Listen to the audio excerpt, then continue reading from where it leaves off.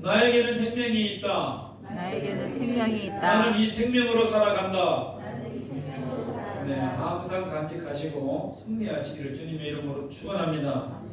이 설 명절입니다. 참 일상이 완전히 회복된 명절이 아닙니다. 기대는 했었는데 올 가을의 추석은 어떨지 모르겠습니다.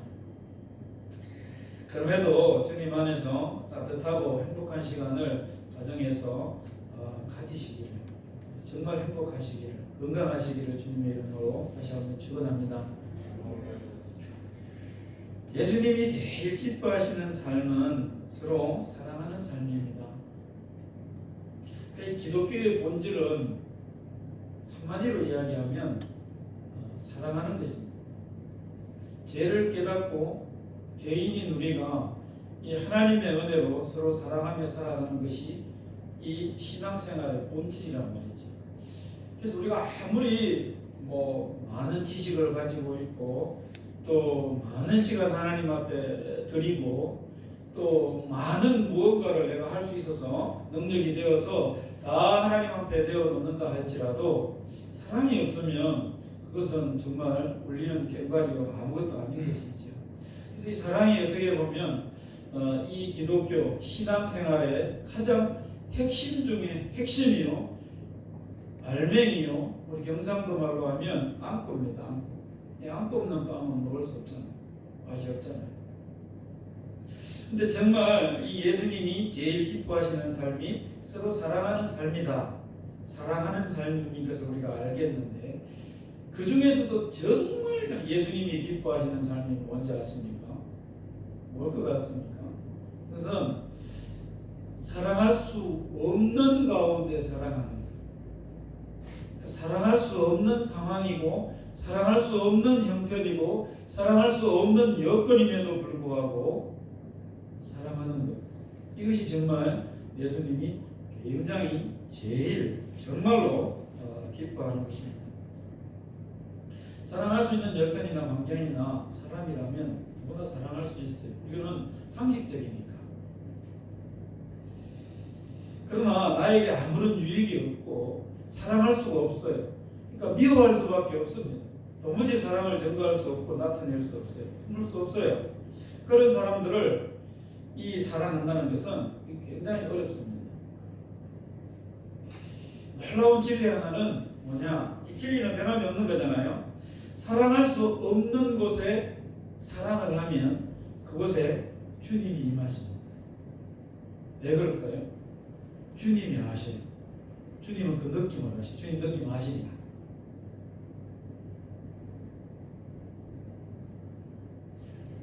사랑이 식을 수밖에 없는 곳에 뜨거운 사랑이 있잖아요. 그러면 그곳에 주님의 임재가 있고 주님의 역사가 나타나요. 오늘 라인성에 가장 참 안타깝고 정말 슬픈 일이 생겼습니다. 그곳에 어떤 가부가 하나 있었는데 그 가부에게는 독자가 있었습니다. 근데 그 독자가 죽어버렸습니다. 이것은 이 가부에게는 신락 같은, 치료라기 같은 이 소망 하나가 다 사라진 겁니다. 이제는 이 가부에게는 어떤 희망이나 어떤 세상적인 소망이나 그 무엇도 이 가부에게는 없습니다. 그래서 굉장히 가부는 절망적이고 슬픕니다.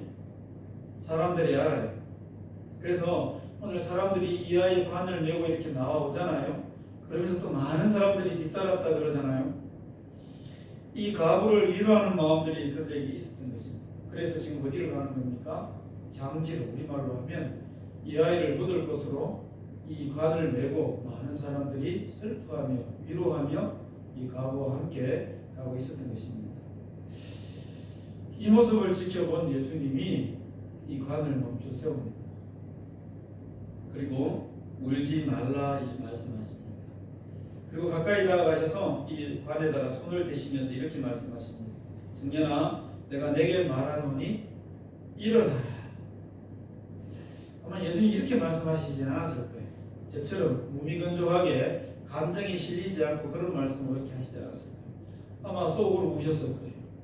그 상황들이 너무나 불쌍하고 또 절망적인 이 가부의 그 모든 심정과 슬퍼하는 사람들의 생각을 볼 때에, 슬퍼하는 사람들을 생각해 볼 때에 예수님이 윤곽이가 한번 이야기해 볼래? 뭐라고 이야기했을 것 같아? 청년아, 내가 내게 말하노니 일어나라. 예수님이 뭐라고 이야기하셨을 것 같아? 어떻게 이야기했을 것 같아? 감정을 한번 넣어서 한번 이야기해 아마 이랬을 것 같아. 같지는 않겠지만 마음속에 예수님이 청년아, 진짜 진지하게 슬퍼하면서 내가 내게 말하노니 일어나라. 비슷한지 모르겠어요. 주무시지 마시고 일어나시기 바랍니다. 그랬더니 정말로 이 죽었던 청년이 살아났어요. 일어나 앉고 말도 하더라 그럽니다. 이 정상으로 돌아왔어요. 그리고 하나님께 영광을 돌립니다. 예수님에 대한 소문이, 이 이야기가 온 유대와 사방에 두루 퍼졌다고 해요. 그도 그럴 것이, 이거는 있을 수 없는 일이잖아요. 그래서 우리는 이것을 기적이라고 그러잖아요.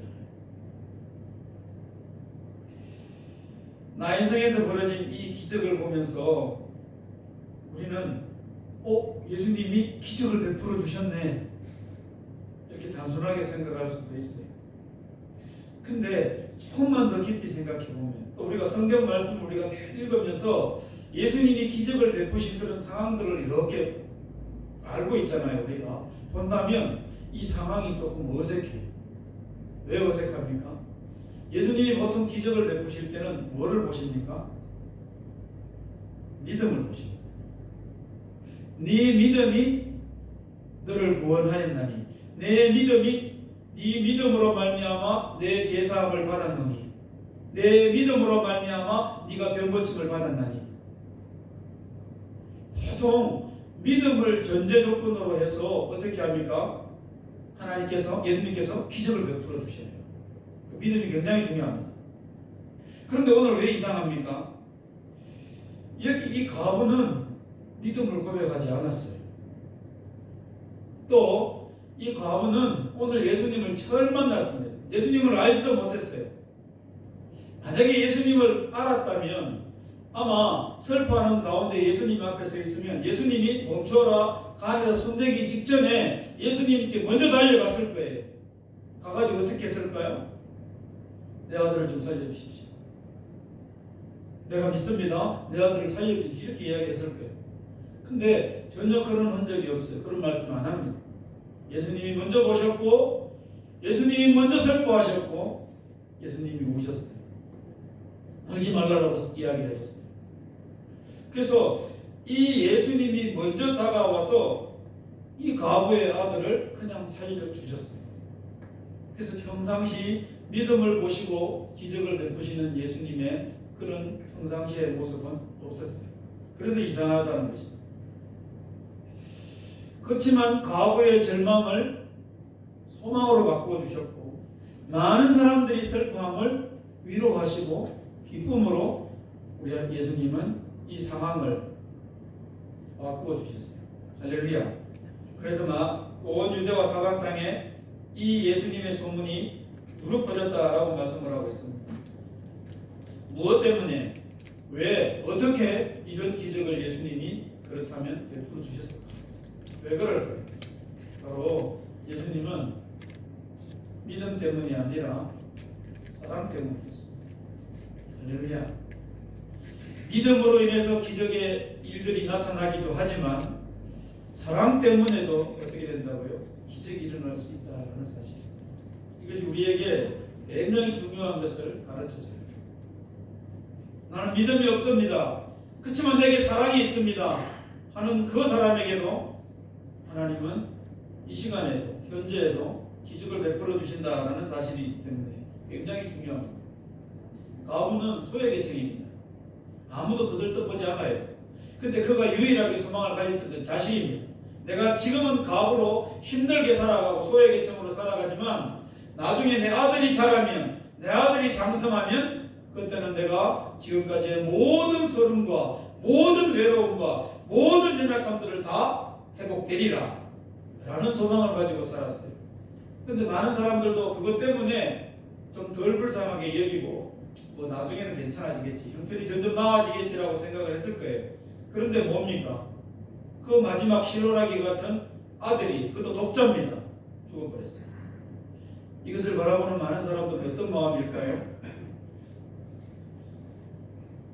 큰일 났네.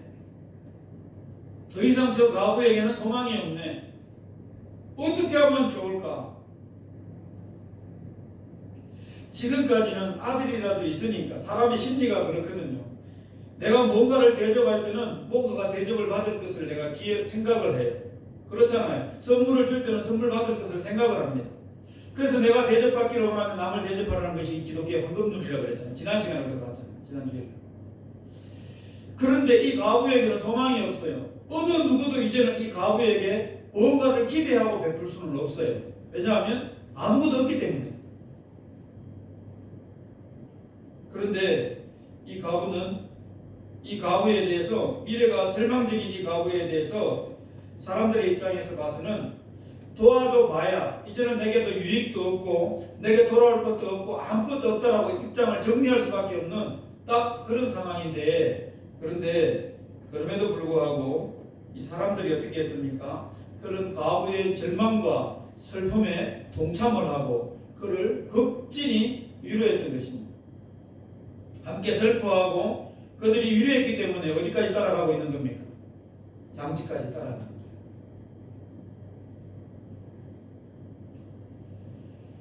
품앗이라는 것을 우리는 생각을 하고 있습니다. 장지에 따라가 봐도 다음에 우리 가족 안에 누군가가 이렇게 슬픔을 당하면 이 과부는 나에게 오지도 않을 거고 내가 그런 상황에 대해서 내가 받을 것도 없어. 아마 많은 사람들은 그렇게 생각했을 겁니다. 그럼에도 불구하고 오늘 온 동네 사람들이, 많은 이들이, 무리가 지금 이 과부를 위로하면서 장지로 같이 따라갔다는 거예요. 이런 사랑, 이것이 바로 사랑인데, 이런 사랑은 흡사 주님께서 우리에게 베풀어 주신 사랑과 닮았습니다. 우리 주님이 나에게 내 삶을 통해서 나에게 뭔가를 요구하고 나에게서 뭔가를 기대를 했기 때문에 내게 생명을 주셨을까요? 물론 그럴 수 있어요. 그러나 인간적인 눈으로 봤을 때는 내가 도무지 하나님 앞에 드릴 수 있는 것은 아무것도 없어요. 내어놓을 수 있는 것은 죄밖에 없어요. 내가 내어놓을 수 있는 것은 내 편에서 지극히 세상적이고 인간적인 측면에서 주님 앞에 드리는 것밖에 없음에도 불구하고 주님은 나를 보고 나에게 먼저 찾아오셨어요. 그럼 내게 은혜를 베풀어 주셨습니다. 그래서 내가 이 자리에 있고 여러분들이 이 자리에 있는 거거든요. 흡사 이 많은 사람들이 이 과부의 상황을 보면서 내가 아무리 위로하고 내가 아무리 줘도 내게 유익이 돌아오는 유익은 없을 거야. 아마 다 생각했을 거예요. 계산적이니까. 주님이 베풀어 주신 사랑을 어떻게 보면 이 마을 사람들이, 이 과부의 주변에 있던 사람들이 불쌍히 여기고 실제로 긍휼히 여기고 위로하면서 슬픔을 함께하면서 그렇게 따라 나왔던 것입니다. 한마디로 말하면 조건 없는 사랑, 조건 없는 마음을 이 마을 사람들이 가졌던 거예요. 또 하나는 어떤 유익도 따지지 않는 사랑, 어떤 유익도 계산하지 않는 마음으로 따라 나왔던 겁니다. 그냥 단순히 뭐만 주는 것만, 그런 마음과 사랑으로 따라 나왔던 것입니다. 그런데 이런 마음과 사랑이 있는 곳에 하나님의 역사가 일어났습니다. 아들이 살아나는 역사가 나타났거든요. 뿐만 아닙니다. 마가복음 2장 한번 띄워주시기 바랍니다. 3절 한번 띄워주시기 바랍니다. 거기 보면 한 중풍병자를 4사람에게 메워가지고 예수님께로 오는 장면이 나와요. 오니까 사람들이 너무 몰려와 있으니까 어떻게 해요? 이 중풍병자를 예수님 앞에 데리고 갈 수가 없는 거예요. 그래서 그 사람들은 지붕을 떴습니다. 그리고 지붕 위에서 말씀을 전하시고 있는 예수님 앞에다가 이 중풍병자를 침대째 뭐합니까? 내립니다. 상상이 돼요? 쫙 내립니다.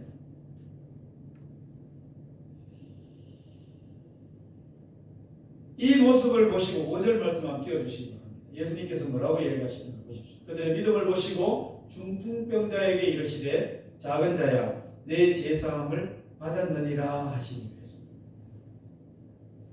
중풍병자가 믿음이 있었습니까? 그렇지 않습니다. 누구의 믿음을 받다라고 분명히 말씀하십니까? 그들의 믿음이라 그래요. 이 그들은 누굽니까?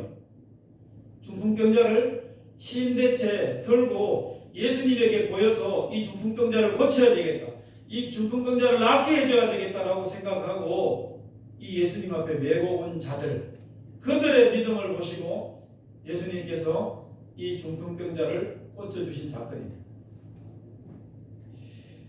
그들의 믿음이라고 그랬잖아요. 그 믿음 안에는 뭐가 있을까요? 이 중풍병자를 메고 예수님에게 데리고 가야 되겠다라고, 그리고 포기할 수 있는 상황인데도 포기하지 아니하고 끝까지 그를 예수님 앞에 달아내려서 예수님 앞에서 보이게 했던 그 사람들의 마음, 그 마음은 어떤 마음일까요? 단순히 믿음만 있었을까요? 아닙니다.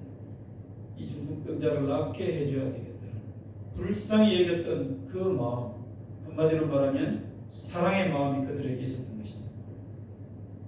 우리는 죽을 수밖에 없는 죄인입니다. 가만히 놔놓으면 죽어요. 가만히 놔놓으면 평생 중풍병자로 살다 죽습니다. 그런데 그런 나를 찾아오셔서 불쌍히 여겨서 나를 자유롭게 하셨어요. 고쳐주셨어요.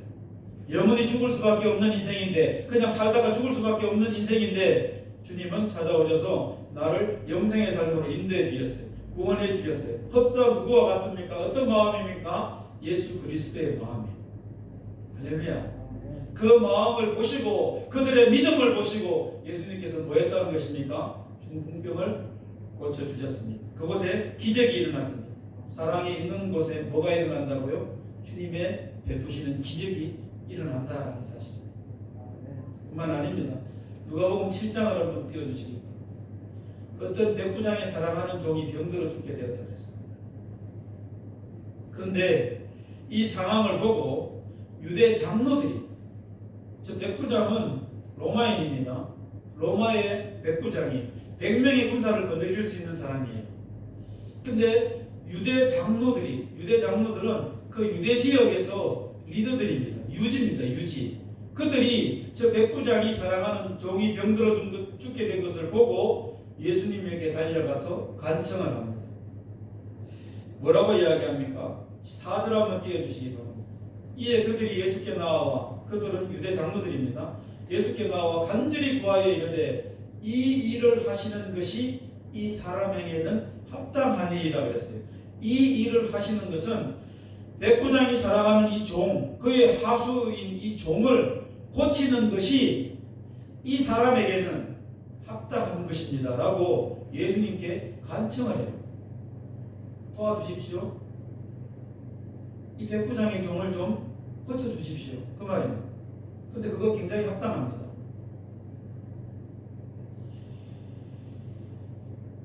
백부장이요, 2절 가로 띄워주시고 7장 2절. 백부장이요, 종을 사랑한다는 것 자체가 사실은 좋은 마음이에요. 예수님의 마음이에요. 저 마음, 저 상황을 보고 유대의 장로들이, 섞일 수 없는 자들이거든요. 유대의 장로와 이방인의 로마의 백부장. 그런데 이 백부장의 삶을 봤겠지요. 곁에서 봤겠지요. 그것을 보고 사랑해서, 사랑하는 마음으로, 위하는 마음으로, 백부장을 헤아리는 마음으로 예수님께 가서 간청을 해줬어요. 그래 간청했던 이 백부장의 마음도 예수님의 마음이에요. 섞일 수 없고 하나가 될 수 없고 사랑할 수 없는 관계인데 뭐하고 있습니까? 그 마음을 헤아려서, 그 백부장의 마음을 헤아려서 그 마음을 그대로 예수님에게 가서 전달해서 예수님을 통해서 오도록 하셨어요. 오는 과정에서 오지 마십시오. 우리 집은 누추합니다. 그냥 말씀만 하십시오. 나에게는 종들이 많습니다. 군인들이 많습니다. 그대로 가락하면 가고 오락하면 올 것입니다. 주님 그곳에서 말씀만 하시면 공간적인 능력을 뛰어넘어서 내 종은 나을 것입니다. 백부장의 그런 고백도 나오거든요. 어떻게 됐습니까? 도착해보니 유대 장로들이 와보니, 사람들을 보냈거든요. 그들이 와보니 이미 종은 나와 있더라고요. 할렐루야. 사랑하는 장소, 사랑하는 곳, 사랑이 있는 곳에서는 뭐가 일어난다고요? 역사가 일어난다는 사실입니다. 특별히 예수님의 마음과 예수님의 그 사랑하는 그 마음과 사랑이 드러나는 그 현장에는 반드시 기적이 나타난다는 사실을 우리는 잊지 말아야 될 것입니다. 뿐만 아닙니다. 또 있습니다. 계속 그 이야기하는 것입니다. 우리가 잘 알고 있는 나사로가 죽었어요. 그의 누이가 그의 동생들이 누굽니까? 이 사람을 보냅니다. 나사로가 죽었어요. 그래서 이 동생이 죽은 거에 대해서 사람을 보내는데 사랑하는 자가 병들은 나이다 하고 사람 하나를 보내요. 근데 이 사람 우리가 예전에 한번 말씀을 나누었잖아요. 어떤 사람입니까? 이 사람은 어떤 사람이어야 하냐? 반드시 예수님 앞에 가서 예수님을 모시고 와야 돼. 그래서 예수님에게 가서 반드시 모시고 와야 되니까 뭐를 전달해 줘야 됩니까? 이 마리아와 마리아가 가지 못하는, 그러나 그 마리아와 마르다가 가지고 있는 사랑하는 그 나사로를 사랑하는 그 마음을 가진 자예요. 그래서 그 마음을 고스란히 예수님께 전달해야 돼요. 누군가로부터 보냄을 받았다면 보냄을 받은 사람의 마음과 뜻을 잘 어떻게 해야 됩니까? 그대로 전달해야 되잖아요. 그러지 않으면 거기 변색될 수 있고 다른 뜻이 전달될 수가 있잖아요. 요한복음 11장 3절 말씀에 보면 아픈 동생을 위해 예수님께 사람을 보내어 그랬습니다. 그래서 말해줄 사람, 반드시 예수님께 마리아와 마르다의 뜻을 말해줄 수 있는 사람, 전달해줄 수 있는 사람, 그런 사람이 필요했는데 그 한 사람이 예수님께 갔더라는 거예요.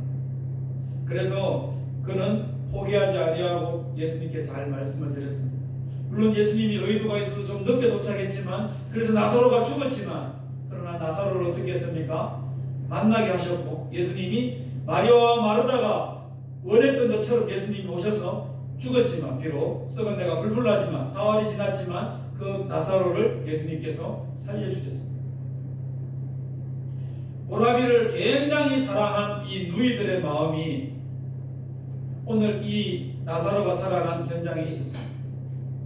또 굉장히 사랑한 이 마리아와 마르다의 마음을 가지고 그대로 뜻을 전달한 어떤 한 사람, 그 한 사람의 마음이, 보냄을 받은 한 사람이 있었기 때문에 예수님이 찾아오셨고, 예수님이 나사로를 죽었지만 살리는 역사, 그 기적의 현장이 그곳에서 나타나게 되었던 것입니다.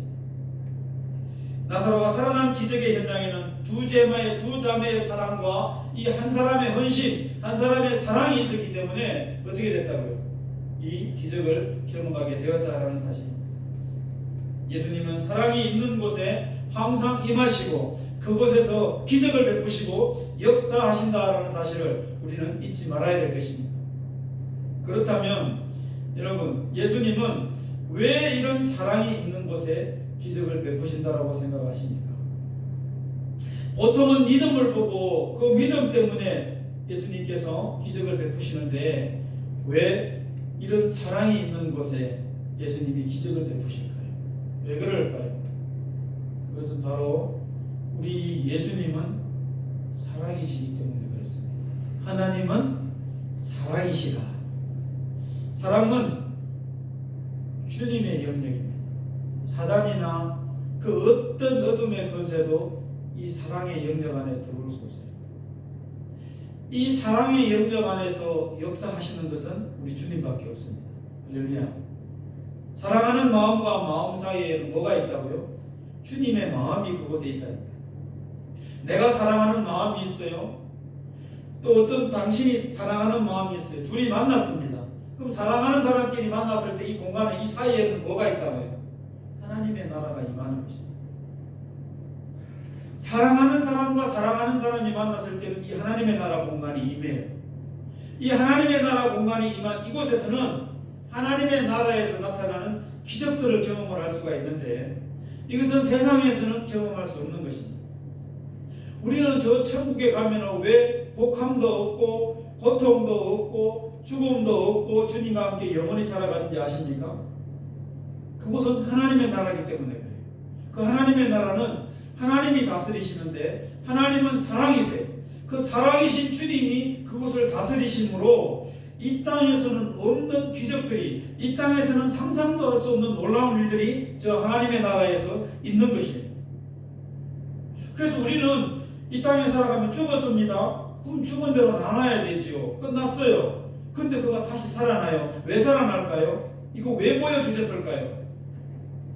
하나님의 나라에서는 죽는 게 아니야. 우리는 여기서는 죽었다 하면 끝, 절망, 슬픔, 이거는 모든 소망 다 사라지고 끝이야 라고 하지만 이 하나님의 나라에서는 아니에요. 역전이에요. 우리가 생각도 할 수 없는, 상상도 할 수 없는 일들이 이곳에서 벌어져요. 우리는 그걸 기적이라고 합니다. 그래서 이 사랑이 있다면, 사랑이 있는 공간에서는 주님이 역사하시고 그 사랑의 공간은 주님이 주인이시기 때문에, 주님의 영역이기 때문에 주님이 그곳에 역사하셔서 우리가 상상할 수 없는 일들이 그곳에서 나타나게 되는 것입니다. 그래서 왜 예수님은 왜 사랑이 있는 곳에 기적을 베풀까? 그것이 아니라 사랑이 있는 곳에 기적이 나타나는 것이 뭐라고요? 당연하다는 것입니다. 많이 사랑하십니까? 내게 사랑이 없는데 기적이 일어나기를 바라는 것은 무리입니다. 일어날 수가 없습니다. 정말 기적을 보기를 원하십니까? 정말 하나님의 나라에서 나타나는 현상들을 여러분들이 경험하기를 원하십니까? 정말 하나님의 나라에서만 있는 어떤 그런 일들을 내가 인생 가운데 내가 누리기를 원하십니까? 그렇다면 사랑을 가지십시오. 사랑을 사모하시기 바랍니다. 사랑하시기까지, 사랑하시는데 끝까지 사랑하기까지 그 사랑하는 마음을 가지고 있다면 우리는 내가 기대하는 것 이상 상상도 할 수 없는 하나님의 나라의 놀라운 일들을 경험하게 될 것입니다. 하나님의 나라는 사랑하는 곳에 임합니다. 그래서 사랑이신 주님이 이 땅에 오시자마자 뭐라고 선포했습니까? 세례 요한도 선포했지만 우리 예수님도 선포했어요. 하나님의 나라가 임하였도다 그랬습니다. 사랑이신 주님이 이 땅에 오시니까 하나님의 나라가 임하였도다 그랬어요.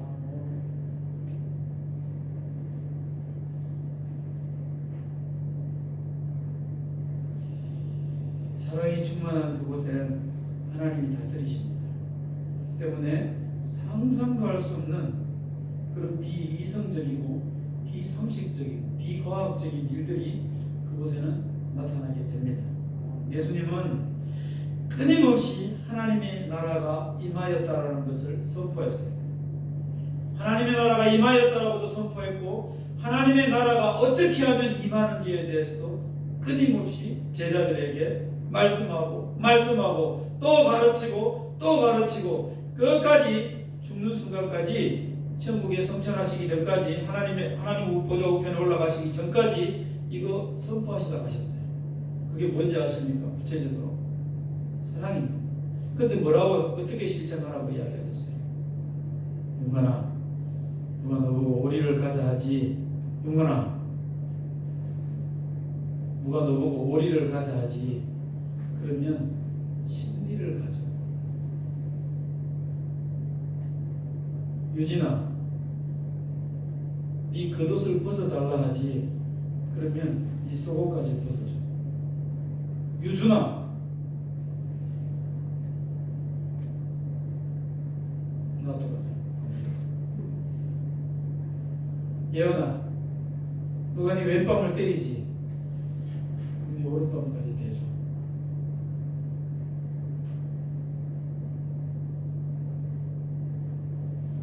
너희들이 누구에게 식사를 대접하고 싶니?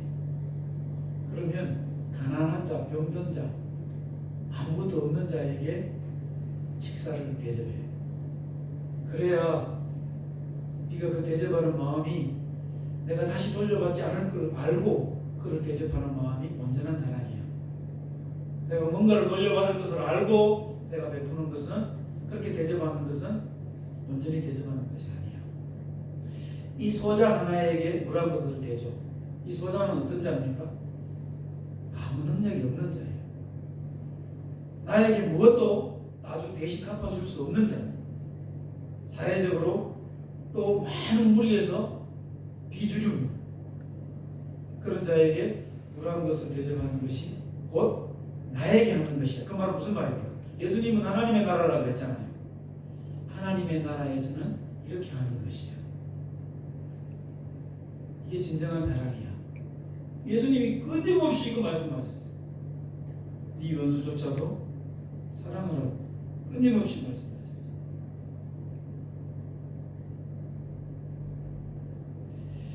그런 예수님이 나에게 찾아오셨습니다.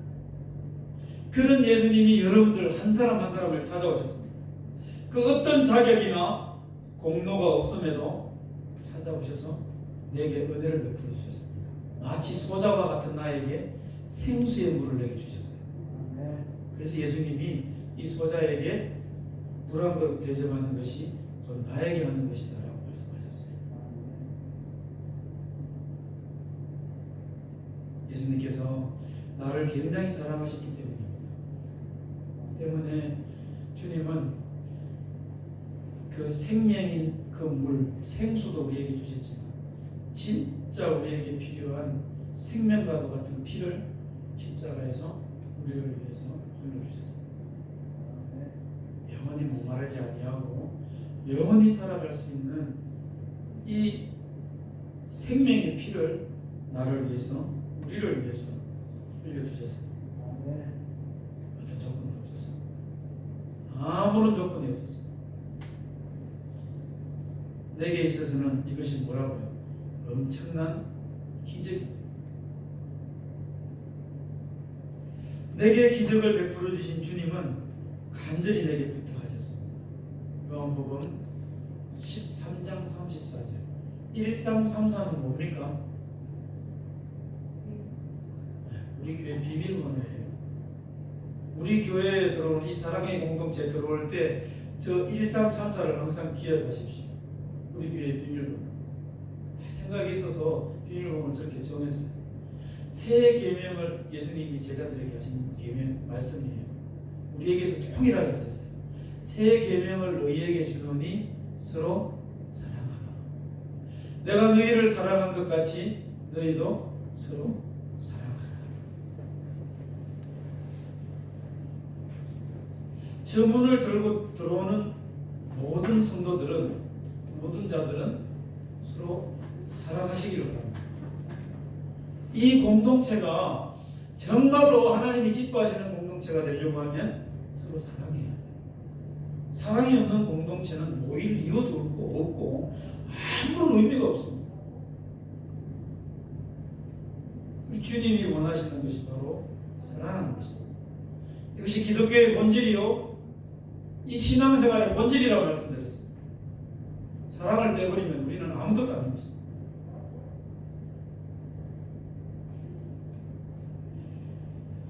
내가 너희를 사랑한 것 같이 너희도 서로 사랑하라. 그러면 어떻게 된다고요? 있잖아, 그것이 하나님의 나라가 돼. 하나님의 나라에는 뭐가 일어난다 그랬습니다. 이 세상에는 상상할 수 없고 이 세상에서는 도무지 일어날 수 없는 일들이 이 하나님의 나라 공동체에서 일어나요. 그래서 우리는 사랑할 때, 우리 교회가 정말 서로 사랑할 때 이곳에서는 내가 상상도 할 수 없고 기대도 하지 않았던 놀라운 일들이 이곳에서 일어나요. 그것이 병고침으로 나타나든지, 어떤 인생이 변화됨으로 나타나든지, 어떤 인생이 복된 인생으로 나타나든지, 어떤 인생이 회복되는 인생으로 나타나든지, 간절히 원했던 것이 응답의 역사로 나타나든지, 하나님의 나라에서 나타날 수 있는 놀라운 기적이 이 재단에서 나타나요. 우리의 생각을 뛰어넘습니다. 이것이 기적이잖아요. 우리의 생각대로라면 그건 기적이 아니잖아요. 상식이지.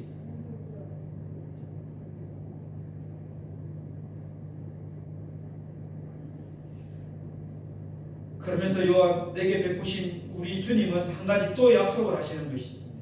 그것이 뭡니까? 바로 14장 요한복음 14장 21절 보십시오. 나의 계명을 지키는 자라야 나를 사랑하는 자니 나를 사랑하는 자는 내 아버지께 사랑을 받을 것이요 나도 그를 사랑하여 그에게 나를 나타내리라 그랬습니다. 할렐루야. 그러니까 주의 계명을, 주님의 계명을 잘 지키는 삶, 그런 삶을 살아가고 그것이 서로 사랑하는 것이라고 그랬잖아요. 그런 자에게는 뭐합니까? 그러면서 사랑을 나타내면, 사랑하면 그럼 뭐라고요? 예수님 당신을 그렇게 살아가는 사람에게 나타내 보이시지, 드러내 보이시겠다. 주님을 만났습니까? 여러분 뭘로 주님을 만났다고 이야기하실 겁니다. 여러분들이 만난 주님은 어떤 분이십니까? 그런데 주님이 나타내리라고, 나를 보여주시겠대요. 뭐하는 자에게? 주님의 말씀대로 내가 너희에게 말하노니 새 계명을 너희에게 주노니 13장 34절 서로 사랑하라. 이 계명을 지키는 자에게 내가 뭐를 하시겠다는 것이에요? 요한복음 14장 21절에 그에게 나를 나타내리라 그러셨어요. 주님이 나타나신대요. 주님이 보이는 게 기적 아닙니까? 사랑의 주님이 기적 아닙니까? 아까 조금 전에 사랑의 주님을 뭐라고 우리가 정의했습니까? 하나님의 나라라고 정의했잖아요. 그러면 내가 주의 계명을 지켜 서로 사랑하면 그에게 나를 나타내리라. 그 말은 그렇게 사랑하는 자에게는 뭐를 보여주시겠다는 것입니까? 하나님의 나라를 보여주시겠다는 거예요. 근데 이 하나님의 나라는 어떤 것들이 나타난다 그랬어요? 이 세상에서는 알 수 없고 볼 수 없는 기적들이 하나님의 나라에서 나타난다 그랬어요. 나를 나타내리라 저 말은 기적을 보리라 그 말. 할렐루야. 하나님의 나라에서 나타날 수 있는 것들을 너희들이 경험하리라. 하나님 나라에서 나타나는 것들을 너희들이 체험하리라. 너희들이 그것을 누리리라 그 말입니다. 어떤 자에게? 주님의 계명을 지키는 자. 주님의 계명은 뭐라고 그랬습니까? 새 계명을 너희에게 주노니 너희도 서로 사랑하라는 거죠. 사랑하는 자들이 모인 곳, 이곳은 하나님의 나라가 임하는 것인데 예수님을 보여주시는데 이곳에서는 뭐가 나타나겠다는 거예요? 기적이 나타나겠다는 거죠. 오늘 우리가 봤던 이 과부의 독자를 살리는 이 현장에, 또 이 죽은 나사로가 살아나는 현장에, 백부장의 종이 살아나는 현장에, 이 4명이 들고 온 중풍병자가 고침을 받는 그 현장에 뭐가 있었다고요?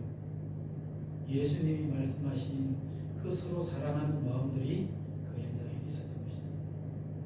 그래서 예수님이 뭐 하셨습니까? 그곳에 하나님 나라에서 나타나는 기적을 베풀어 주셨어요. 보여주셨어요.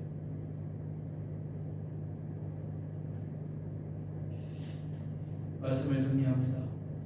예수님이 제일 기뻐하시는 삶은 서로 사랑하는 삶이라고 했습니다. 근데 정말 예수님이 기뻐하시는 삶은 뭐라고 했습니까? 사랑할 수 없는데, 정말 불가능하다 생각이 되는데, 그럼에도 불구하고 그런 여건과 환경 속에서 그런 사람을, 미워하는 사람을 사랑하는 것입니다. 그럴 때 뭐를 본다고 했습니까? 하나님의 나라를 본다는 것입니다. 그에게 나를 나타내리라. 나는 하나님의 나라 본체입니다. 하나님 나라 주인이에요. 곧 그가 오심으로 하나님의 나라가 임했다라고 말씀하신 그분인데 그 하나님의 나라를 보겠다고 했습니다. 나타내리라 그랬습니다. 그 말은 기적을 너희들이 경험하리라 그 말입니다. 오늘 나눴던 말씀 가운데 하나님의 놀라운 나라, 하나님의 나라에서 경험할 수 있는 기적들을 우리는 살펴봤습니다. 오늘 우리 교회에 저 사랑이 필요합니다. 우리 교회에 하나님의 나라가 임함이 필요합니다. 그래서 우리 교회에 하나님의 나라에서 나타나는 그런 기적들이 일어나기를 바랍니다. 그런 마음들이 우리 모두에게 있습니다. 하나님 어떡합니까? 아닙니다. 하나님의 나라가 임하면 가능합니다. 할렐루야. 우리 가정 어떡합니까? 하나님이 필요합니다. 하나님의 나라가 임하기를 원합니다. 우리 가정에 하나님의 나라가 임해서 하나님 이거 안 되는 거, 이거 힘든 거, 불가능한 거 하나님 경험하고 체험하기를 원합니다. 됩니다. 사모하시길 바랍니다. 사모하셔서 나의 가정에도 그렇고 내가 섬기고 있는, 내가 머물고 있는 이 교회도 그렇고 하나님의 나라가 충만히 임하는, 그래서 하나님이 역사하시고 하나님의 나라의 기적을 경험하는 그런 놀라운 은혜의 복된 삶들이 되시기를 주님의 이름으로 간절히 축원합니다. 기도합니다.